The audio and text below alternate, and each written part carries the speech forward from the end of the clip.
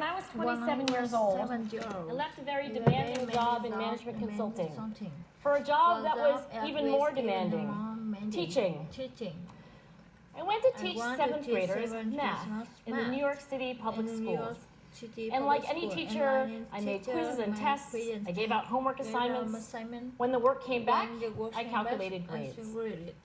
What struck me was that IQ was not the only difference between my best and my worst student. Some of my strongest performers did not have a IQ score.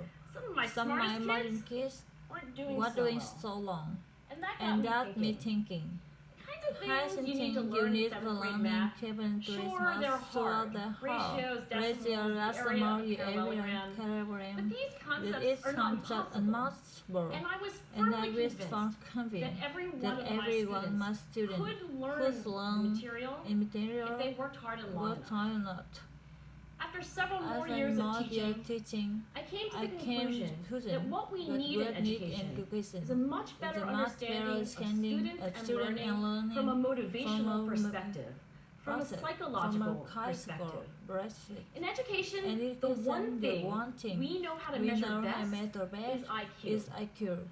But what if doing well at school and in life depends on much more than your ability to learn quickly and easily?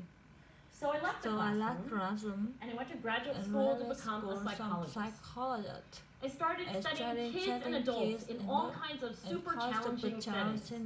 And in every study, my question was, who is successful here and why? My research team and I went to West Point Military Academy. We tried to predict which cadets would stay in military training and which would drop out. We went to the National Spelling Bee and tried to predict which children would advance farthest in competition. We studied rookie teachers working in really tough neighborhoods, asking which teachers are still going to be here in teaching by the end of the school year. And of those, who will be the most effective at improving learning outcomes for their students? We partnered with private companies, asking which of these salespeople is going to keep their jobs? And who's going to earn the most money? In all those very different contexts, one characteristic emerged as a significant predictor of success. And it wasn't social intelligence, it wasn't good looks, physical health, and it wasn't IQ. It was grit.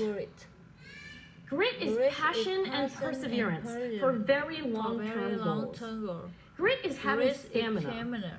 Grit is sticking with your future, day in, day out, not just for the week, not just for the month, but for years, and working really hard to make that future a reality.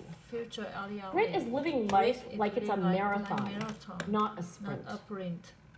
A few years ago, I started studying grit in the Chicago public schools. I asked thousands of high school juniors to take grit questionnaires, and then waited around more than a year to see who would graduate. Turns out that grittier kids were significantly more likely to graduate, even when I matched them on every characteristic I could measure.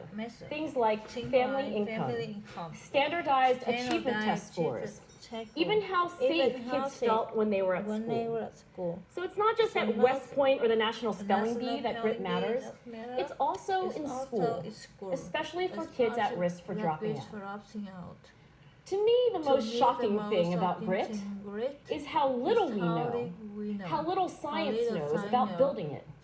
Every day, parents and teachers ask me, how do I build grit in kids? What do I do to teach kids a solid work ethic? How do I keep them motivated for the long run? The honest answer is, I don't know. What I do know is that talent doesn't make you gritty. Our data show very clearly that there are many talented individuals who simply do not follow through on their commitments. In fact, in our data, grit is usually unrelated or even inversely related to measures of talent. So far, the best idea I've heard about building grit in kids is something called growth mindset. This is an idea developed at Stanford University by Carol Dweck, and it is the belief that the ability to learn is not fixed, that it can change with your effort. Dr. Dweck has shown that when kids read and learn about the brain and how it changes and grows in response to challenge, they're much more likely to persevere when they fail, because they don't believe that failure is a permanent condition. So growth mindset is a great idea for building grit, but we need more.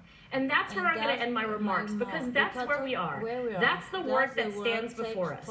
We need to take our best ideas, our strongest intuitions, and we need to test them. We need to measure whether we've been successful, and we have to be willing to fail, to be wrong, to start over again with lessons learned.